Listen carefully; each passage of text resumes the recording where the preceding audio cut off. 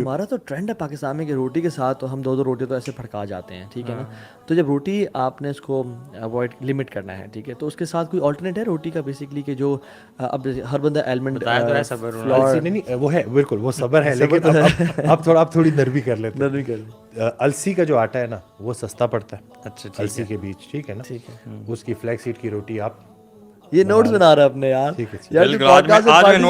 یار آپ پارٹیسپیٹ کریں, میں نے کہا سوال لکھ رہے ہیں آج میں سننے اور سیکھنے اور سمجھنے آیا ہوں. کیا بات ہے, اگلے رمضان میں 6 پیکس کے ساتھ بیٹھے ہوں گے, بہترین ہے انشاءاللہ. تو بس یہی ہے کہ السی کے جو آٹا ہے وہ بھی آپ لے سکتے ہیں, کوکونٹ کا آٹا بھی لے سکتے ہیں, یا پھر تھوڑی سی گندم, تھوڑا سا السی, تھوڑا سا کوکونٹ مکس کر کے اسپغول بیچ میں ڈال کے اس کی بھی ایک اچھی وہ نوٹس پہ نوٹس بن رہے ہیں, عادت ہی پوری کرنی ہے. اللہ اکبر, 100%. اور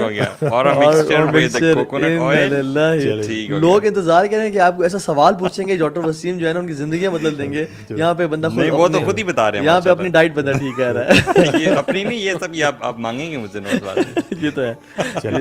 اور مجھے میں ایک اور بات بھی ایڈ کرتا چلوں کہ ہم نے نا 2 آرگنس کو دیکھنا ہے, ایک جگر کو اور ایک لبلبے کو. اس وقت جس اسٹیٹ میں ہم ہیں فاسٹنگ کے دوران, تو جگر نے فل گیم آن رکھی ہوئی ہے, وہ باڈی کو توانائی دے رہا ہے, ٹھیک ہو گیا. جیسے ہی ہم افطاری پہ بیٹھیں گے اور جب ہم کھائیں گے تو لبلبا ایکشن میں آ جائے گا, ٹھیک ہے نا. تو ہم نے دونوں کو بیلنس کرنا ہے. یہ جو ہفتے میں 2 روزے ہیں, نفلی روزے, اگر ان کو سمجھا جائے تو وہ یہی ہے کہ ہم نے جو بھی انسان اس پیٹرن پہ چلے گا تو وہ اپنا جو لوڈ ہے وہ لبلبے سے جگر کی طرف شفٹ کر رہا ہے. اور جگر جو ہے وہ فیٹ برننگ آرگن ہے, اس نے کیٹونز بنانے ہیں.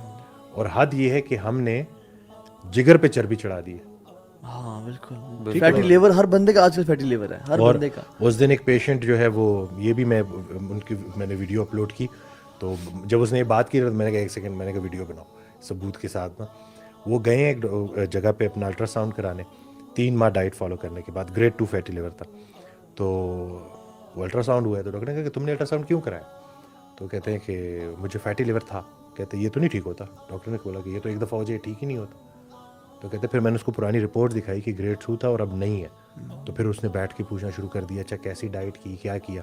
تو یہ نہیں کہ یہ جو فیٹی لیور ہے یہ اتنا کامن ہو گیا ہے کہ یہ گریڈ 1 گریڈ 2 اور اس کے بعد جا کے بعد سیروسس تک جاتی ہے. اور بائی دا وے یہ سب سے بڑی وجہ ہے جگر فیل ہونے کی پاکستان میں. آپ دیکھ لیں لوگوں کو پتہ ہی نہیں, میرے پاس آ جاتے ہیں گریڈ 3 فیٹی لیور ہے, گریڈ 2 فیٹی لیور ہے, اور ان کو پتہ ہی نہیں ہے کہ اس کی روٹ کاز کیا.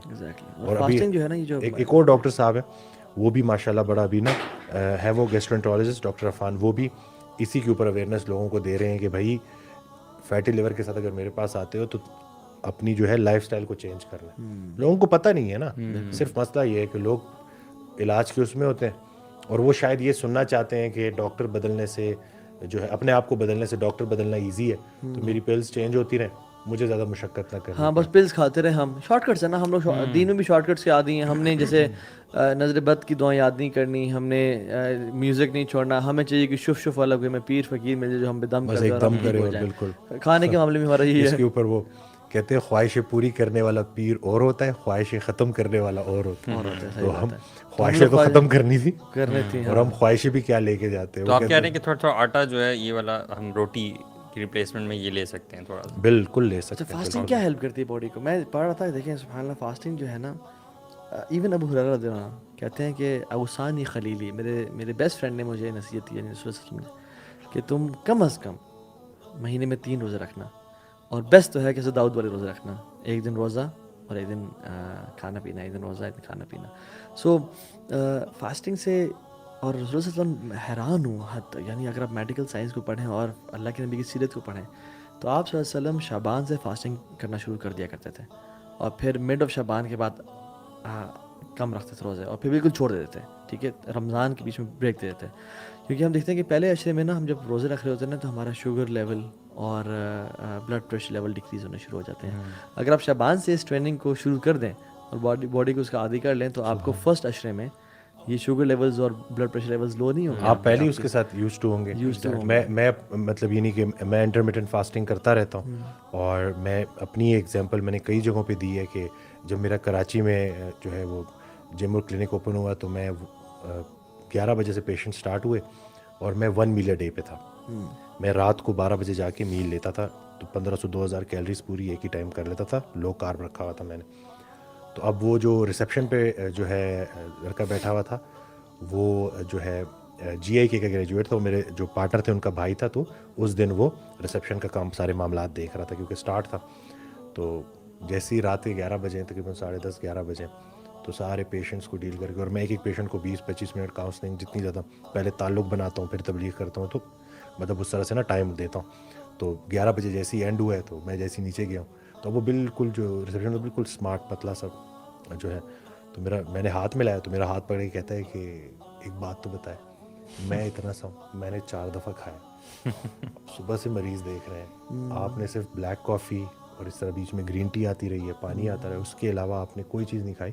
تو میں نے بڑے آسانی سے کہا, میں نے کہا میں تو 1 میل اے ڈے کر رہا ہوں. تو وہ بڑا کہتے یہ کیا ہوتا ہے. پھر میں نے اس کو ساری بتایا کہ میں نے اپنی باڈی کو اس کا یوز ٹو کیا ہے کہ میری باڈی کو پتہ ہے کہ اس کو میل کب ملنا ہے اور مجھے انرجی کا ایشو. پھر کہتے ہیں آپ کمزور نہیں ہوتے.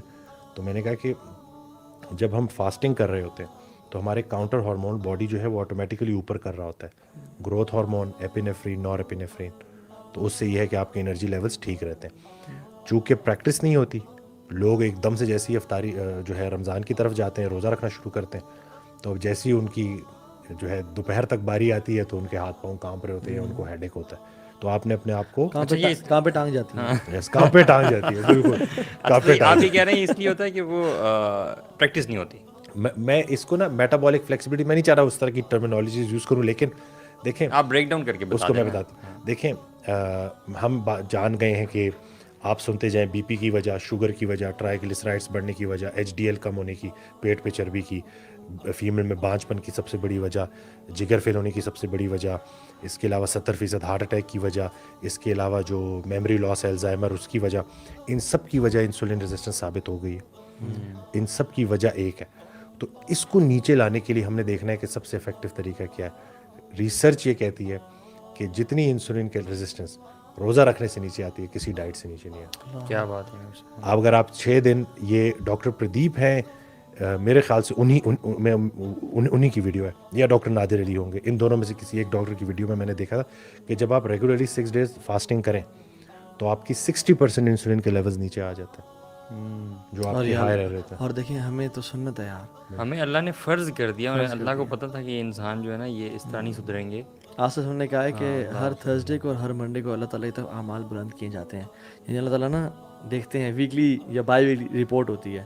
تو میں چاہتا ہوں کہ میرے اعمال اللہ تعالیٰ کی طرف اس حالت میں جائیں کہ میں روزے کی حالت میں ہوں. سبحان